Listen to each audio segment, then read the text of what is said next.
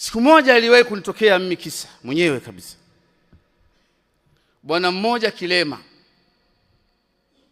alitoka katika kijiji fulani, ameletwa na mtu fulani, kaletwa Mwanza, maeneo ya stendi ya Igombe pale. Wewe unaenda kwa nani? Mimi nakwenda Mwanza, lakini mwenyeji wangu Nahman. Namba ya simu unayo? Namba ya simu ninayo. Wamemfikisha pale.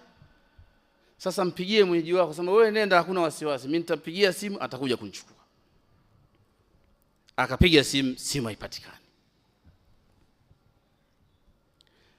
Saa 1, saa 2, saa 7, saa 11, saa 12, saa 1. Ndugu zake wanapiga simu, hivi fulani umesha kwenda kumchukua stendi ya Igombe? Nikamwambia sina taarifa naye. Nenda pale utamkuta. Nikatoka Buhongwa nikawenda kumfuata pale. Saa 1 giza limeanza. Namkuta ni kilema. Mikono haifanyi kazi, miguu haifanyi kazi. Ameweka kwenye kijibeskeli kile cha vilema. Katulia hapo. Anasema Sheikh Naman, nimekusubiri mimi kuanzia asubuhi, nimepiga simu haipatikani. Nilimtazama, machozi yakanitoka. Nikafanya utaratibu wa usafiri na kumpeleka nyumbani. Namfikisha nyumbani, ananiambia kampokee pia mke wangu yuko mahali fulani. Nampokea mke wake, namleta nyumbani. Maajabu ambayo nimeyaona, kwanza shida ambayo nimeiona kwake, analishwa, anaoshwa mikono, analishwa, anapelekwa chooni, anashikiliwa chooni, hawezi kujibalisha nguo, lazima avishwe nguo, arudishwe. Hana anachoweza kukifanya, lakini masikio yake ni mazima na akili yake ni njema. Ulimi wake unazungumza vizuri na fasaha. Akaniambia, Sheikh, naomba nikwambie jambo moja. Mimi Allah amenipa mtihani unaoona mkubwa, lakini kuna neema nyingi ambazo Allah amenipa wengine hawana. Akili yangu ni nzima sana,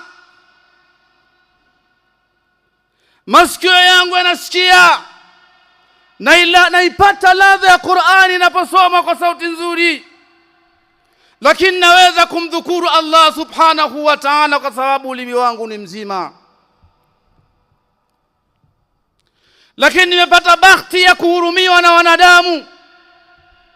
Hapa unavyoniona mimi sina kazi, lakini na wake wawili ambao wananihudumia usiku na mchana. Sijui kutafuta, mimi ni wa nyumbani, lakini nimewapata wanawake ambao wameonyesha uaminifu wa hali ya juu na huruma sijawahi kuiona, wananihudumia usiku na mchana. Hili watu wengi wamelikosa.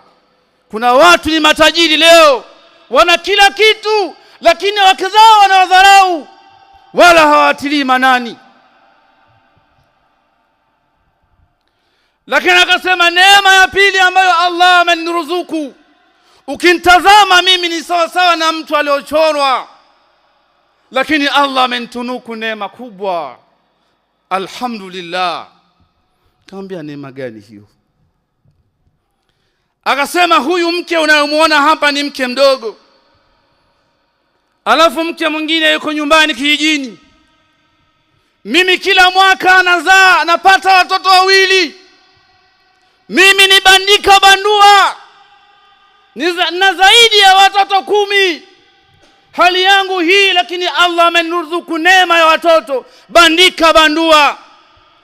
Ni wangapi leo watu wenye hadhi, watu ambao wanasikika, watu wanaomiliki mali, wana vyao vikubwa, wanaweza kumuoa mwanamke yoyote, lakini hawana kizazi. Tembea katika ulimwengu, kutana matajiri wakubwa. wanatamani kusikia sauti ya mtoto anayelia ndani, lakini hawawezi kuisikia sauti hiyo kwa sababu Allah amewanyima kizazi, wanamiliki kila kitu, hawana kizazi. Huyo anasema mimi namshukuru Allah, Allah amenipa neema, bandika bandua.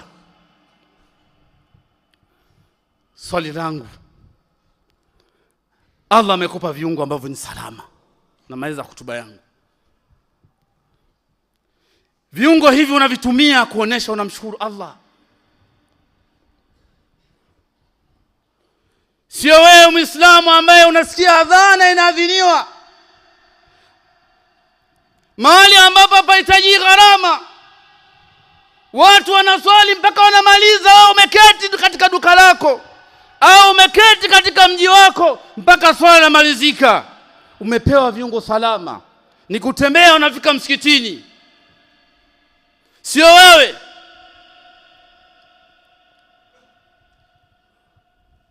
Tunao watu ambao wameamua kutoa gharama kuwalipa watu wawasafirisha kila siku kuwafikisha kwenye majumba ya ibada.